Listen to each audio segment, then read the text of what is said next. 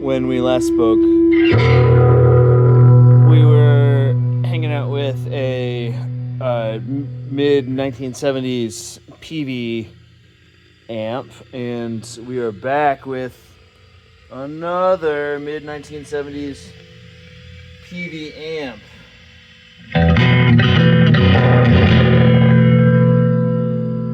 In the last video, we had a Peavey Standard, and right now we have a Peavey Musician. The Peavey Musician is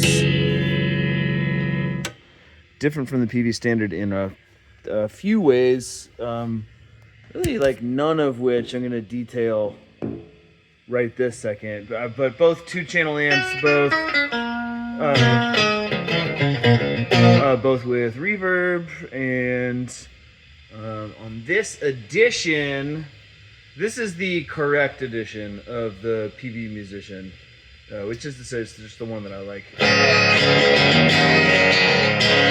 And that is the Master Volume Peavey Musician. I like that for two reasons. One, I like when powerful solid state heads sound capital G gross, and the Master Volume lets you set a nice little ceiling to make grossness very possible. The reverb on this head is maybe my favorite reverb of all time. But on the front panel, and you heard me mention this in the last video, you have some input options that you do not have on the non-Master Volume head, and that is a series input and a parallel input. You are in the parallel input right this second. And I'm gonna play I guess like doomy, more like noise rock and less like doom, because doom doesn't mean anything.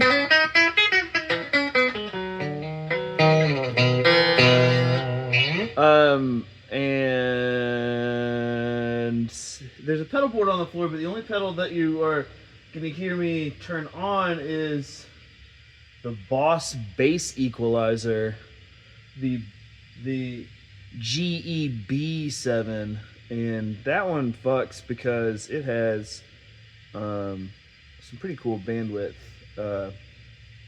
designations.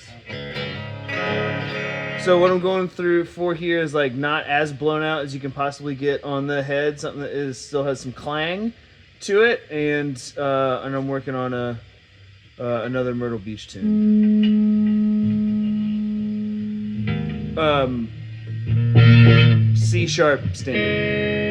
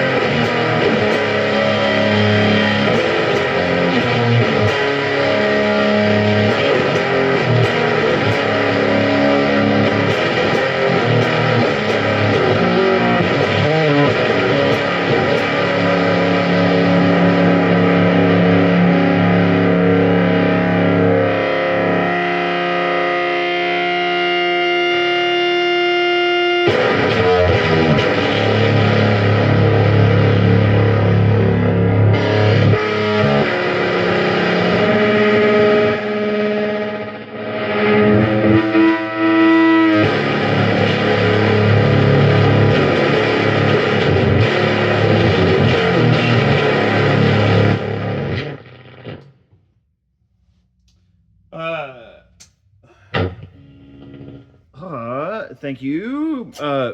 Master is this amp's loud as a motherfucker, and this 1x15 cab has one of the well, I haven't actually taken it and looked at it, but it's got the center dot in the small aluminum dust cap, which tells me that it is a squareback Eminence 15, which I really like the sound of, and which sounds great here, but which I don't really want to throw all of this like 200 some watts into, because it will fall in on itself. So at the very end, you saw me crank it up to maybe about like, I don't know, 4-ish on the dial. Otherwise you were hearing about 2. A lot more kind of low end comes out when you have it, when you start to open it the fuck up. And we were in parallel between those two. There was some hair on both of those channels. The blend for the distortion and the fuzz on the affected channel was all the way off. I don't know if those could ever sound good. I think I need the foot switch for them to sound good. That's a question for the comments. If you've got the foot switch, is if you can, because as it is now, there's always a pretty substantial clean blend left into even the maximum positive blend of that distortion and fuzz, and it sounds like garbage. Not good. It sounds not good. Not like capital G as in gross, not good, as in like, I don't prefer that. The reverb was off for what you just heard, and the GEB is so tight. That was the EQ curve, but you've got bands for 50, 120, 400, 500, 800, 4.5K, and 10K. So you make that shit glassy. 10K is just like, you feel 10K, you don't even hear it. But it's super sick. And so it was that curve just kind of boosted up, and it helps the amp go. And that's all from me. Somehow these amps still cost $300. Standards about the same. And I love you. Good night.